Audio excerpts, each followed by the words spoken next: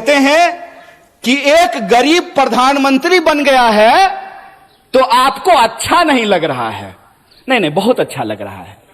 बस हम ये चाहते हैं कि जैसे आप गरीब हैं ना, वैसा ही गरीब इस देश का हर कोई बन जाए। हर कोई वैसा ही गरीब बन जाए कि चढ़ने के लिए उसके पास 8,500 करोड़ का हवाई जहाज हो, 15 करोड़ का कार हो, 10 लाख का सूट हो, 5 लाख का चश्मा हो, 2.5 लाख का कलम हो। हम चाहते हैं कि ऐसी गरीबी पूरे देश को मिल जाए। CPI-ക്കുണ്ടായ വലിയ നഷ്ടം, കോൺഗ്രസിനുണ്ടായ വലിയ നേട്ടം, അതാണ് കനയ്യകുമാർ. പ്രധാനമന്ത്രി നരേന്ദ്രമോദിക്കെതിരെ ഇത്രയ്ക്ക് പച്ചയ്ക്ക് പറയുന്ന, മോദിയുടെ പൊള്ളത്തരങ്ങൾ ഇത്ര സരസമായി തുറന്നു കാട്ടുന്ന, അതിരൂക്ഷമായി മോദിയെ കടന്നാക്രമിക്കുന്ന മറ്റൊരു കോൺഗ്രസ് നേതാവ് ഇന്ന് രാജ്യത്തില്ല എന്ന് തന്നെ പറയാം. രാഹുൽ ഗാന്ധിയേക്കാൾ നരേന്ദ്രമോദിക്കെതിരായ കടന്നാക്രമണത്തിൽ ഒരുപടി മുന്നിൽ നിൽക്കുന്നുണ്ട് കനയ്യകുമാർ. അതുകൊണ്ട് തന്നെ കനയ്യയുടെ ഓരോ പ്രസംഗങ്ങളും മോദിക്കെതിരായ അതിരൂക്ഷമായ വിമർശനങ്ങളുടെ പാക്കേജായി മാറുകയാണ്. ജനങ്ങൾ ആവേശത്തോടെയാണ് കനയ്യകുമാറിന്റെ പ്രസംഗത്തിന് വേണ്ടി ഓരോ ഇടത്തും കാത്തിരിക്കുന്നത്. കോൺഗ്രസ് നേതാക്കന്മാർ കനയ്യയെ പരമാവധി പൊതുയോഗങ്ങളിൽ പങ്കെടുപ്പിക്കാൻ ശ്രമം നടത്തുന്നുമുണ്ട്. മഹാരാഷ്ട്രയിലെ കോലാപ്പൂരിൽ നടത്തിയ പ്രസംഗമാണ് നമ്മൾ കേട്ടത്. നരേന്ദ്രമോദിയെപ്പോലെ ഈ രാജ്യത്തെ മുഴുവൻ ജനങ്ങളെയും പാവപ്പെട്ടവരാക്കി മാറ്റാൻ BJPക്ക് സാധിച്ചാൽ അതൊരു വലിയ അനുഗ്രഹമായിരിക്കുമെന്നാണ് കനയ്യകുമാർ പറയുന്നത്. കാരണം 8,400 കോടി രൂപയുടെ വിമാനം, 15 കോടിയുടെ കാറ്, 10 ലക്ഷത്തിൻ്റെ സ്യൂട്ട്, 5 ലക്ഷത്തിൻ്റെ കണ്ണാടി, 2.5 ലക്ഷത്തിൻ്റെ പേന, ഇതൊക്കെ ഉപയോഗിക്കാൻ കഴിയുന്ന ഒരു പാവപ്പെട്ട പ്രധാനമന്ത്രിയെ പോലെ ഈ രാജ്യത്തെ ഓരോ പൗരനും പാവപ്പെട്ടവന്മാരായി മാറിയാൽ അത് അനുഗ്രഹമായിരിക്കും. അതുകൊണ്ട് അതിന് സാധിക്കണമേ എന്നുള്ള പ്രാർത്ഥനയാണ് അദ്ദേഹത്തിൻ്റെത്. നരേന്ദ്രമോദിയുടെ നുണകൾ ഒന്നൊന്നായി ഈ കോലാപ്പൂരിലെ 50 മിനിറ്റോളം നീണ്ട പ്രസംഗത്തിലും കനയ്യകുമാർ പൊളിച്ചടുക്കി. നരേന്ദ്രമോദി എപ്പോഴും പറയുന്ന ഈ പരിവാർ പാർട്ടി, തിരിച്ച് അദ്ദേഹത്തിൻ്റെ ചോദ്യം, അമിത്ഷായുടെ മകൻ ജയ്ഷാ എങ്ങനെയാണ് BCCIയുടെ സെക്രട്ടറി ആയത്? കോൺഗ്രസിലായിരുന്നപ്പോൾ പരിവാർ ബന്ധം ആരോപിച്ചിരുന്ന ജ്യോതിരാദിത്യ സിന്ധ്യയ്ക്ക് ഇപ്പോൾ ആ പരിവാർ എന്ന് പറയുന്ന ആരോപണം ഇല്ലാതാകുന്നത് എങ്ങനെയാണ്? സ്മൃതി ഇറാനിയുടെ മകൾ സർക്കാരിൻ്റെ തണലിൽ ബിസിനസ് കെട്ടിപ്പടുക്കുന്നത് എങ്ങനെയാണ്? ആ ചോദ്യങ്ങളെല്ലാം കനയ്യകുമാർ കൃത്യമായി ചോദിക്കുന്നു. നരേന്ദ്രമോദിയുടെ ഓരോ നുണകളും അതൊരു വ്യക്തിഹത്യയുടെ നിലയിലേക്ക് വരാതെ ഏറ്റവും ലളിതമായി, സരസമായി തന്നെ കേൾക്കാനിരിക്കുന്നവരെ മുഴുവൻ കയ്യിലെടുത്തുകൊണ്ട് പൊളിച്ചടുക്കി കയ്യിൽ കൊടുക്കുന്നുണ്ട്. അതുകൊണ്ടാണ് കനയ്യകുമാറിൻ്റെ പ്രസംഗങ്ങൾക്ക് ദേശവ്യാപകമായ ഒരു വലിയ അംഗീകാരമുണ്ടാകുന്നത്. സോഷ്യൽ മീഡിയയിലൊക്കെ വലിയ ട്രെൻഡിംഗ് ആയി മാറുകയാണ് കനയ്യയുടെ ഓരോ പ്രസംഗങ്ങളും. ഇപ്പം അമിത്ഷായെയും സ്മൃതി ഇറാനിയെയും അടക്കം തൻ്റെ ഓരോ പ്രസംഗങ്ങളിലും കൃത്യമായി വിമർശിക്കാനും അവരുടെ പൊള്ളത്തരങ്ങൾ തുറന്നു കാട്ടാനും സാധിക്കുന്നുണ്ട് കനയ്യയ്ക്ക്. बोलेंगे झूठ, झूठा हो तुमने झूठ बोला है इस देश की जनता से। तुमने झूठ बोला कि हम इस देश के एक एक इंसान के खाते में 15 लाख रुपया पहुंचाएंगे। तुमने झूठ बोला कि हर साल 2 करोड़ नौकरी पैदा की जाएगी। तुमने झूठ बोला कि किसानों की आमदनी दोगुनी की जाएगी। तुमने झूठ बोला कि 2022 तक सबको पक्का मकान मिल जाएगा। तुमने झूठ बोला कि महंगाई को कम करेंगे। तुमने झूठ बोला कि महिलाओं के ऊपर अत्याचार को कम करेंगे। तुम इस देश की जनता से झूठ बोल रहे हो और तुम्हारी ताकत है झूठ बोलना।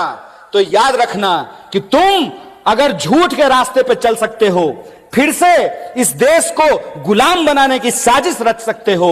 जिन अंग्रेजों की चापलूसी करते थे, आज उन्हीं दोस्तों के साथ खड़ा होकर के अगर उस देश में तुम कंपनी राज लाना चाहते हो, तो तुमको बता देना चाहते हैं कि हम भी महात्मा गांधी के राह पे चलने वाले लोग हैं। तुम्हारे झूठ का मुकाबला सच से करेंगे और तुम्हारे झूठ को हराएंगे। यह लड़ाई 2 तरह के सोच के बीच की लड़ाई है। एक तरफ वो है जो दिन दहाड़े बिना किसी लाग लपेट के झूठ बोलते हैं। दूसरी तरफ हम तमाम लोगों को एकजुट होना पड़ेगा जो सच बोलते हैं। पहली लड़ाई है झूठ और सच की। आप अपने मन में विचार कीजिए कि अगर भाजपा कहती है कि राहुल गांधी जी का सांसद बनना परिवारवाद है, तो अमित शाह का जो बेटा है, देखें उसका मुंह, उसका मुंह देखे हैं जैसा का है? उसका बीसीसीआई का सेक्रेटरी बनना परिवारवाद है कि नहीं है? और ज्योतिरादित्य सिंधिया जब यूपीए में मंत्री थे, उनके पिताजी भी मंत्री थे, माधवराव सिंधिया, तो जब तक वो कांग्रेस में थे तब तक परिवारवाद था, और जो ही मोदी जी के बगल में जाकर के बैठ गए हैं तो ताली बजा रहे हैं। आहा, उनकी सूरत देख रहे हैं। इतना मूर्ख हैं हम लोग, इतना मूर्ख बनाएंगे ये हमको। और मैं आप लोगों से एक बात कहना चाहता हूं, गुजरात से आया मेरा दोस्त को सलाम करो। आजकल अजीत दादा सलाम ठोक रहे हैं। नहीं, प्रधानमंत्री ने अपने भाषण में कहा कि 70,000 करोड़ का घोटाला किया है अजीत दादा ने, ऐसा प्रधानमंत्री ने कहा। इलेक्शन डिपार्टमेंट सक्रिय हो गया, ईडी, अब कोई घोटाला नहीं हुआ है। भाजपा के वॉशिंग मशीन में सब साफ हो गया है। अब दाग अच्छे हैं, क्योंकि दाग भाजपाई हैं। इस खेल को आप समझिए कि कुछ भी सरकारी नहीं होगा तो सरकारी संसद किस लिए होगा? 20,000 करोड़ का सरकारी प्रधानमंत्री किस लिए होगा? इस देश के नागरिकों को यह समझना पड़ेगा कि इस देश में कितनी बड़ी लूट चल रही है। अंबानी का एक दिन का जो इनकम है, एक दिन का बोल रहे हैं, एक दिन का, उसमें एक दिन के इनकम में 75 लाख, कितना? 75 लाख मनरेगा के मजदूरों को वेतन दिया जा सकता है। यह खेल हम नहीं समझेंगे। देश की आजादी को 75 साल हो गए हैं, 77वां स्वतंत्रता दिवस मनाया जा रहा है। ऐसा कैसे हो गया भाई कि 2-4 लोग बहुत अमीर हो गए और बाकी जो जनता थी वो जो है हर चीज के लिए तरसने लगी है? पहले क्या बोले थे? पहले बोले थे कि जब प्राइवेटाइजेशन होगा ना तो कंपटीशन होगा, इसीलिए कोऑपरेटिव को समाप्त कर दो। आप बहुत सौभाग्यशाली हैं पीएन पाटिल साहब कि आपका कोऑपरेटिव चल रहा है। क्यों? क्योंकि जया साहब का पप्पा कोऑपरेटिव मंत्री बना है। ये जिस चीज के मंत्री बनते हैं ना, उसका बस जय श्री राम होता है। वो आजकल गृह मंत्री है। गृह मंत्री का काम है देश की कानून व्यवस्था को सुरक्षित रखना। मणिपुर में कानून व्यवस्था सुरक्षित था, आप लोगों ने देखा कि नहीं देखा?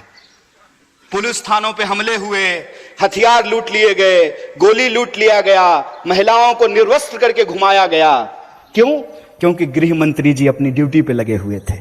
प्रधानमंत्री 22-22 घंटा काम करते हैं, तब जाकर के देश की यह हालत पहुंची है कि इस देश में 5.5 लाख इंजीनियर हर साल पैदा होते हैं और 1.5 लाख लोगों को भी नौकरी नहीं मिलती है। इसीलिए मैं जो बोलता हूं तथ्य और प्रमाण के साथ बोलता हूं। मैं आपके सामने बोल रहा हूं।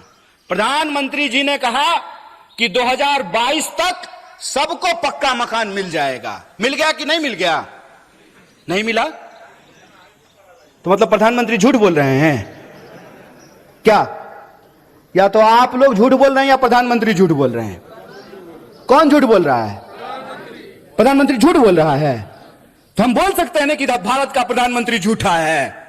बोलिए, नंगा को नंगा कहेंगे कि नहीं कहेंगे? झूठा को झूठा कहेंगे कि नहीं कहेंगे? और हम कहेंगे जो झूठ बोलेगा उसको झूठा। और तुम्हारे इलेक्शन डिपार्टमेंट में कितना दम है वो हम देखे हैं। जब आ रहे थे ना कोल्हापुर सिटी से मसाल के पीछे पीछे, तो कोल्हापुर का जेल देखते हुए आए हैं।